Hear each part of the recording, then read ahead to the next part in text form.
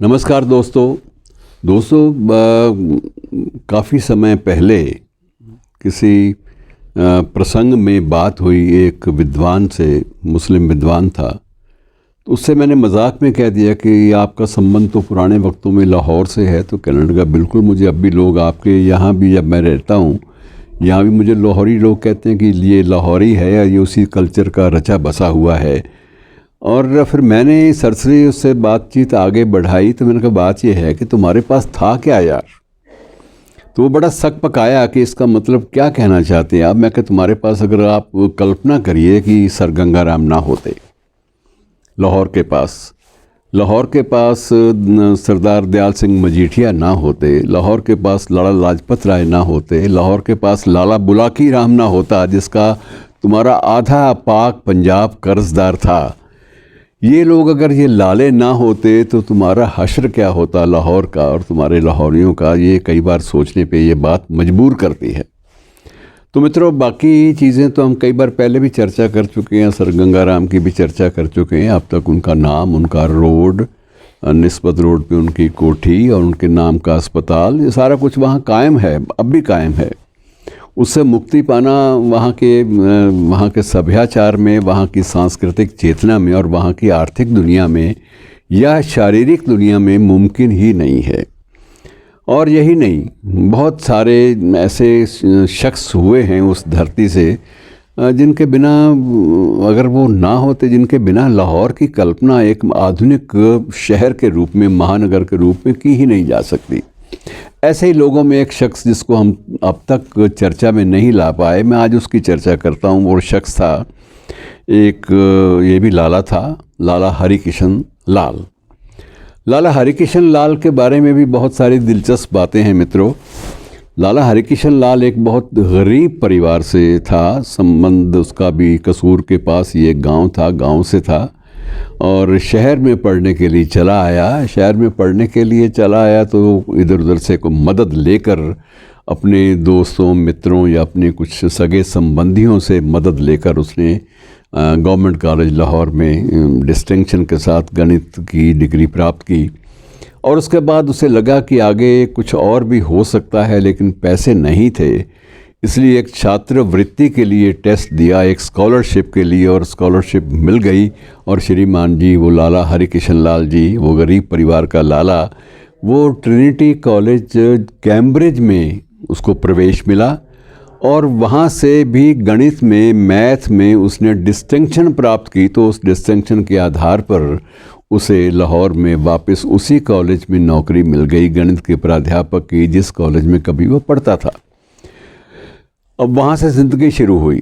सरदार दयाल सिंह मजीठिया की नज़र उस पर पड़ी। दयाल सिंह मजीठिया के बारे में मुझे बताने की ज़रूरत नहीं है कि द ट्रिब्यून ट्रस्ट के चेयरपर्सन भी रहे, और उनकी देन जो है उस काल में पत्रकारिता के क्षेत्र में, मीडिया के क्षेत्र में और सामाजिक क्षेत्रों में बहुत ज़्यादा उनकी देन मानी जाती है। अभी पूरा लाहौर उनके नाम को जानता है, और आप भी इस बात को समझते हैं कि उनके नाम पर आज भी हर जगह कॉलेजेस भी हैं, दिल्ली में भी है, लाइब्रेरीज़ हैं। लाइब्रेरीज़ और कॉलेजेस के बारे में उनका कोई सानी नहीं था। मीडिया के अलावा शिक्षा के क्षेत्र में करनाल में भी दयाल सिंह कॉलेज है, दिल्ली में दयाल सिंह लाइब्रेरी है। तो बहुत कुछ है उनके नाम पर, और ये सारा का सारा उस शख्स ने अपनी ट्रस्ट जो उसने बनाया था, उस ट्रस्ट के माध्यम से उसने सारी चीज़ें, सारी संस्थाएं जो हैं वो खड़ी की। दयाल सिंह मजीठिया ने जब ये देखा कि ये व्यक्ति लाला जो है ये बहुत ही जीनियस है, तो उसको प्रेरणा दी कि तुम भाई थोड़ा सा बिजनेस और कॉमर्स की ओर क्यों नहीं जाते। तो लाला को भी ये बात अच्छी लगी। लाला ने अपनी वकालत भी शुरू कर बैठा था। वो शुरू में वकालत उसने छोड़ दी, और वकालत छोड़ने के बाद उसने एक इंश्योरेंस कंपनी बना ली। इंश्योरेंस कंपनी जब बनी, लक्ष्मी कमर्शियल इंश्योरेंस कंपनी थी, इसी नाम से थी, शायद नाम में कोई गलती हो तो माफ़ कर दीजिएगा। और उसके साथ साथ ही उसने पंजाब नेशनल बैंक की उन दिनों स्थापना हो रही थी, और संस्थापकों में लाला लाजपत राय भी थे, दयाल सिंह मजीठिया थे, और बहुत सारे और भी लोग थे। तो उसमें ऑनरेरी सेक्रेटरी की जो पोस्ट थी, ऑनरेरी सेक्रेटरी की, मानद सचिव की, जिसमें सैलरी नहीं लेगा वो शख्स, लेकिन टोटल कंट्रोलिंग बैंकिंग की उस व्यक्ति के ज़िम्मे होगी। और लाला हरिकिशन लाल उस गरीब परिवार के गरीब बच्चे को, जो बाद में अपनी मेधावी शक्ति से पढ़ लिख कर बड़ा प्रकांड गणित का विद्वान बन गया, उसको ये दे दिया गया पद कि ये पंजाब नेशनल बैंक की सारी जो रनिंग है सारी, ये एक ऑनरेरी सेक्रेटरी के रूप में आप संभालेंगे। और इस तरह से बैंक की बुनियाद जो है मजबूत करने में लाला हरिकिशन लाल का हाथ था।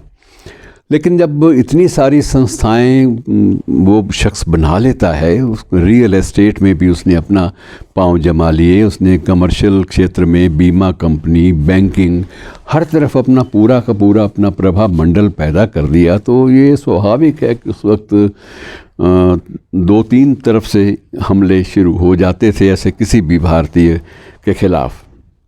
पहला मोर्चा अंग्रेज़ों ने खोला। उनको लगा कि हमारी तो सारी अर्थव्यवस्था ही बंद है, ये चौपट कर देंगे 3-4 बंदे मिलके, हम तो कहीं के नहीं रहेंगे।